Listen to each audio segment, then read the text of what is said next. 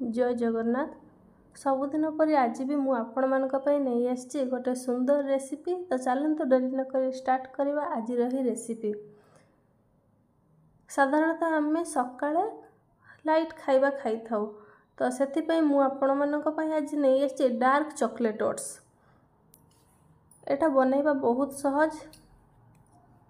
किछि क्षीर नेबे, क्षीर रे आपण ओट्स देबे, सेथिरे किछि चीनी, आलमंड, पिस्ता, खजूरी, आपण आउ जदि किछि ड्राई फ्रूट चाहूचंती भी सेठी पकई परिबे। तो याकू आमे लो फ्लेम रे 2 मिनिट गोळाई दबा।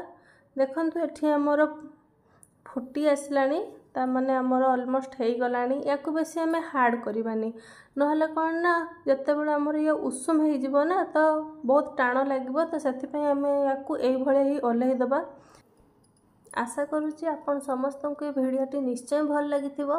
जदि भल लागिथिबो ताहले याकू आपण घरे निश्चय थरे बनांतु, निजे खांतु, घर समस्त को खुआंतु एवं एहा केमिति लागिला मते कमेंट माध्यम रे निश्चय लिखि जणांतु। पुणी देखा हबो नेक्स्ट वीडियो रे। आज पई तो एतिकी रहिली। धन्यवाद।